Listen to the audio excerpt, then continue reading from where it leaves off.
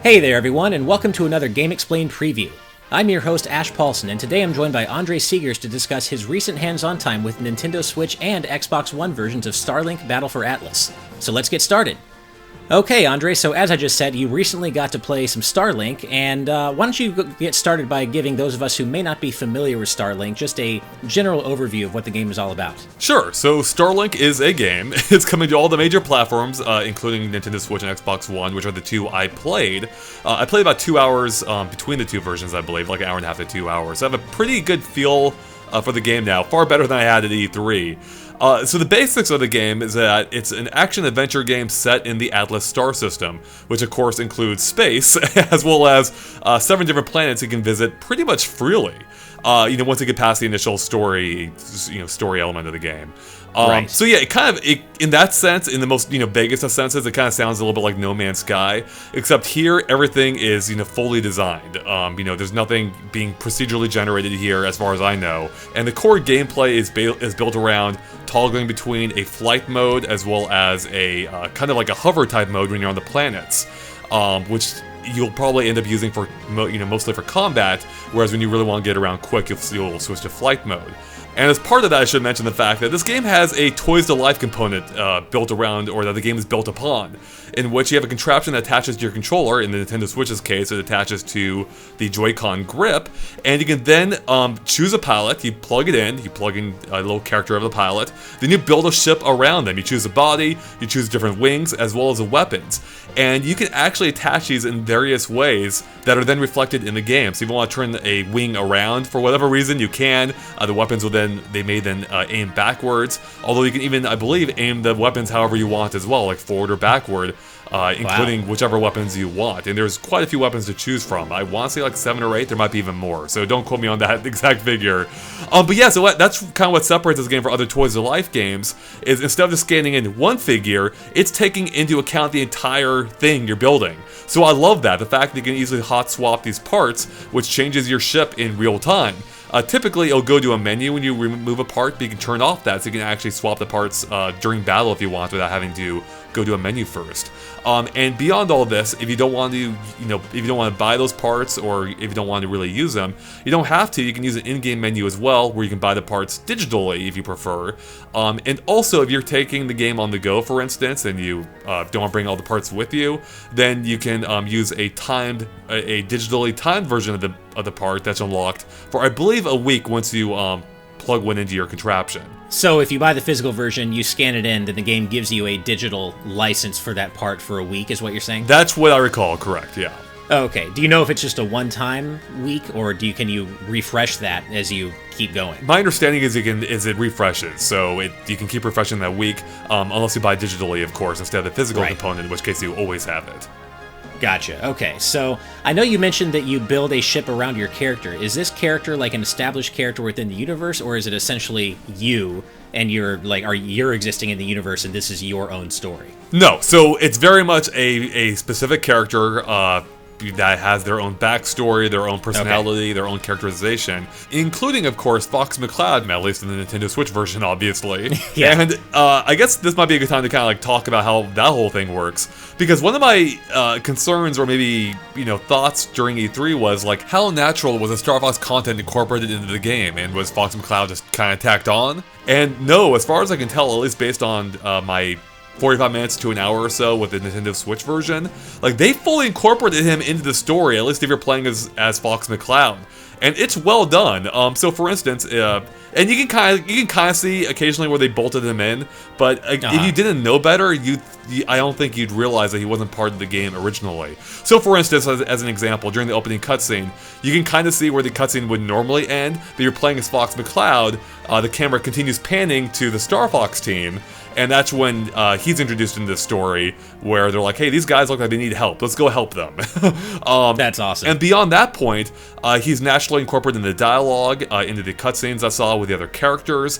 It's all very well done, and I loved seeing Fox McCloud, as well as the rest of the Star Fox crew, including Slippy, Falco, and Peppy, how they all interact with both each other as well as this core cast of characters in this game. So yeah, I was just really impressed with how well they incorporated it, to the point where, at points, it feels like a Star Fox game. That's actually really cool. I wasn't expecting that either. And actually, one of my questions for you was going to be how organic does the Star Fox content feel to the game? And it sounds like it feels very organic. Surprisingly so, yeah. It's kind of fun to see Fox interact with characters that he wouldn't normally, with humans, for instance, and talking to them, while spouting his typical catchphrases, for instance, like, let's rock and roll. Nice. And also, real quick, the voice cast is on point. It's mostly, if not entirely, the same voice cast from Star Fox Zero, and they sound just as great here, at least as they did in that game, and I love it, so... Nice. The whole cast sounded great in Star Fox Zero. That was one of the few things I really, really enjoyed about that game. So I'm really happy to hear they seem to have brought them back. Mm-hmm. Well, I know that I know there was a leak showing Peppy, but I personally have not seen what Falco or Slippy look like. So I can't wait, especially Falco. I have to imagine, because Fox himself kind of looks gruffer and just a little cooler in this universe anyway, I have to assume the same holds true for Falco. Oh yeah, they all look great. Their personalities are intact. Falco's still cocky.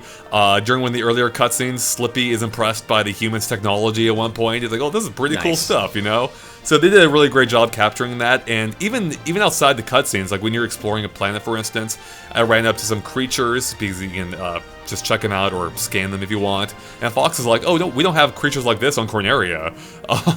Wow, that's cool. Yeah, so again, they just did a really good job incorporating everything to once again the point that it almost feels like a Star Fox game. Even with how some of the systems work. For instance, these worlds are very much like alive. Like, things are always going on. As I mentioned, you'll encounter wildlife, but also things seem to happen in real time. So if an outpost, for instance, calls for help and you don't go help them immediately, at least according to the developers, that outpost may not be there for long. And that actually reminded me of Star Fox 2 with its whole real-time map system. Well, cool. So now, can you play as Fox? Can you play as the rest of the Star Fox crew as well, or just Fox? As far as I know, it's just Fox. The rest of the crew, is helping you out. Again, based on my playtime so far. Right. I should mention too, real quick, in case you're wondering why Fox is here in the first place. He's apparently looking for Wolf. So I guess Wolf's up to some shenanigans. He warped to the Atlas system, and that's what brought the Fox McCloud and this crew here. And while they're here looking for Wolf, they decide to help out, the rest of the humans here, or the rest of the cast, I should say. Nice, okay. Well, you mentioned that the worlds look very alive, and that kind of leads me to wonder, how does the Switch deal with the game's graphics? Because I know there's been a lot said about the game perhaps having an adaptive resolution, with really trying to push some crazy graphics that the Switch might not always be able to handle very well. What was your experience with that, especially compared to the Xbox One version, since you played both? I'm watching gameplay right now, and the game looks great. I'm cool. sure the Xbox One version looks better. It's hard to directly compare if they're playing in different areas, but just watching the Switch version, like, if I weren't playing as the Artwing, I'd have a tough time telling which version I was playing. There's some great, like, atmospheric effects. I love the lighting on the planets. Like, in my gameplay, you'll see some fantastic bloom lighting, for instance, when you approach, when I'm, like, racing toward the sun at some point, or the effects when you exit into space, and you can see how the Artwing catches, is burning up as it's exiting the atmosphere. Like, it all looks good. Like, very good. Well, I have to say, I got to play it for a scant, like, few minutes at Nintendo's San Diego Comic-Con event, and I thought the same. Like, I had heard people online complaining about the graphics, but what I saw, I was really quite impressed with what the Switch was able to pull off. So I'm glad to hear that you feel the same way. So, what is the planet entry and exit process like? Is there like a loading screen that you fly close enough to the planet, you get a loading screen, then you're on, or does it all happen in real time? It's pretty much completely seamless. So you just switch into flight mode, start flying up towards space, and there you go. Wow. There is, I'm sure they're doing some clever stuff to disguise it, like with the atmosphere, for instance, but it's all completely seamless. Like, it's just really well done. Like, it felt a little bit like Wind Waker to me almost. And then you can just fly into the planet wherever you want and land at that exact location. So so even from the very start, once you get past the intro, you're not gated anywhere. You can pretty much go anywhere you want as long as you can survive. To my knowledge, yeah. Once you get past the intro, that is my understanding. That you can go wherever you want. I don't know. There's always going to be like missions for you to do at all times, but it does seem like you can go wherever you want. Right, okay. And so I assume that because this seems to be kind of open worldish, there's like a mission marker always telling you what you need to do or where you need to go to advance the story. Pretty much, yeah, exactly. All right, so why don't you give us a good idea of what exactly, what are you doing in Starlink? Why are you here? What exactly are you doing? Like, what's the story setup for everything, the reason you exist in this universe? Yeah, so a super simple version of the story is that the Forgotten Legion attacked the whole crew, including the Star Fox crew.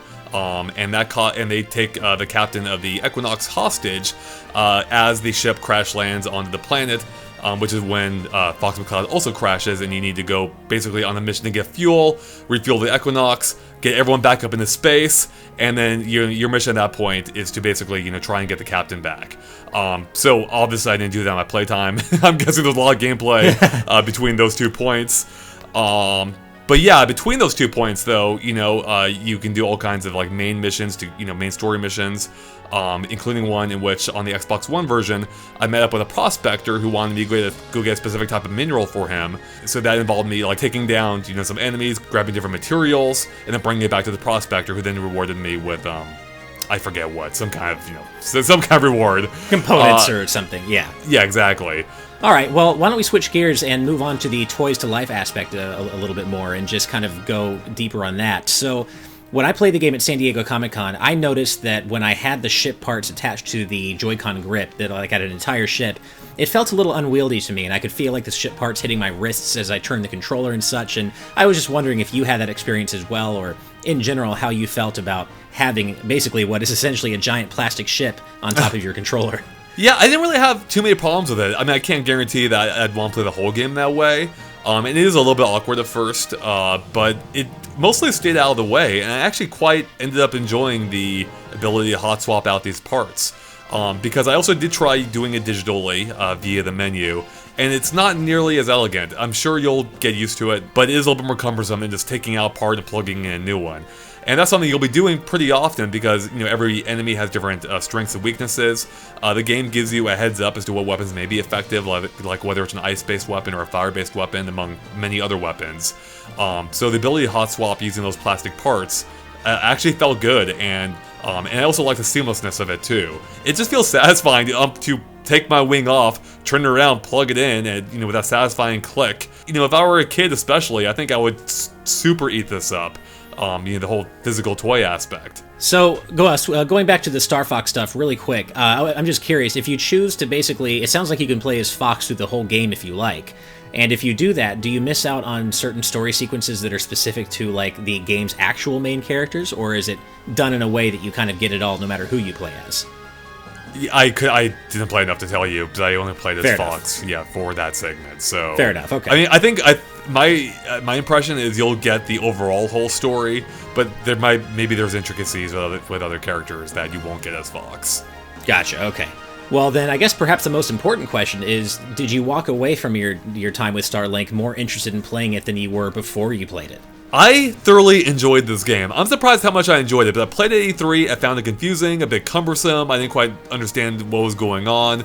I thought it was a little bit weird how, even though I'm flying a spaceship, I was mostly stuck on the ground, in hover mode, and yet, it really clicked this time. I think, playing from the beginning, getting a gradual difficulty increase, learning how, the gameplay works, how the systems work, it really made me appreciate it, and I really want to play more of this game. This was a couple weeks ago now that I played it, and watching my gameplay again, I'm like, man, I was having a lot of fun with that. I really want to play more of it now. So I really am thoroughly looking forward to it, because it really is, I think, as I may have mentioned earlier, this really, to some extent, feels like a Star Fox game. It really is a great marriage, from what I've seen so far, that makes me excited to play more. Star Fox seems to be well incorporated into it. And I want to play more of it. It's fun. Well, the fact that it feels like a Star Fox game, at least the Switch version, is something I think a lot of Nintendo fans are going to be quite happy about. I think so, yeah. Especially because maybe it might be the only Star Fox game on Switch, as far as we know. Right. All right, well then I think that means we're about done here. As always, thank you so much for watching, and if you enjoyed this video, please hit that like button, and make sure to subscribe to GameXplain for more on Starlink, the Nintendo Switch, and all things gaming.